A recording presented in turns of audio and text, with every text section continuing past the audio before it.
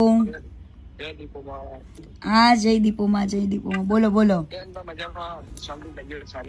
બસ એકદમ મોજ મોજ. પ્રોબ્લેમ તો ઘણા વર્ષોથી છે જ તે, પણ અત્યારે લગીને ચૂપ હતી.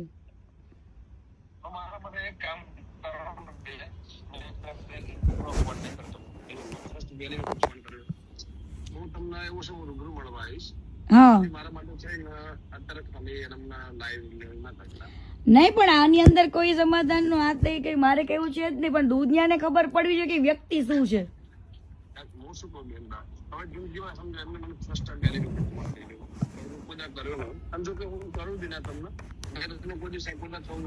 હા,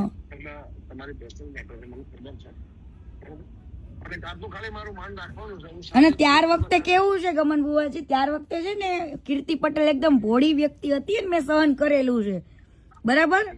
અને ઈ મારા મા બાપ પાસે જઈને બેઠો, 3 વાર મારા પપ્પા પાસે ગયો, ત્યારે મેં એની મેટર ચૂપ રાખી હતી. પણ આની હવે એક પછી એક બધા હારે ગેમ કરે છે, તો મારી હારે ગેમ કરી હતી, તો હું કેમ ના ખુલીને કહું લોકોને.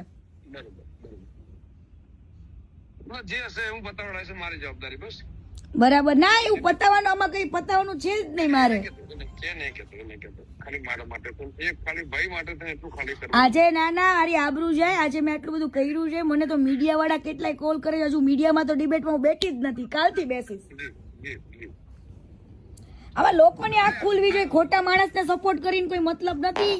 એને કેટલી છોકરીઓની જિંદગી બગાડી એ બધું જ કહીશ.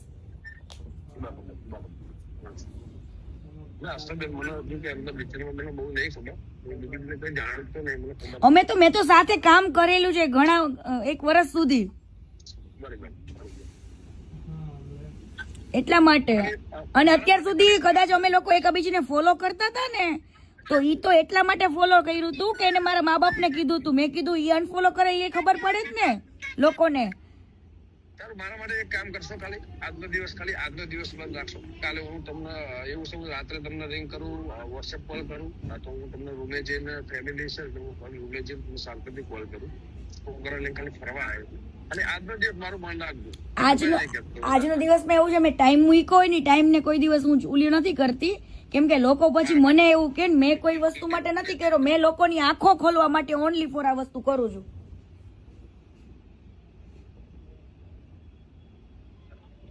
હેલો,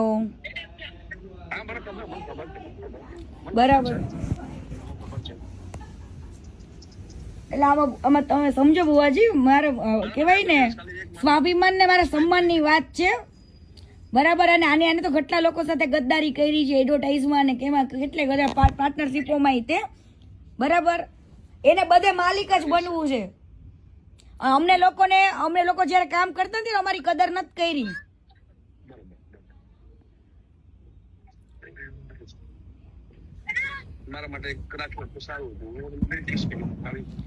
પણ આવી વાતમાં તમારી વસ્તુ હોય ને ગમન બુવાજી, તો તમે હજુ વસ્તુ અલગ છે, પણ આવી વાતમાં તો હું કઈ રીતના હું કરી શકું એમને.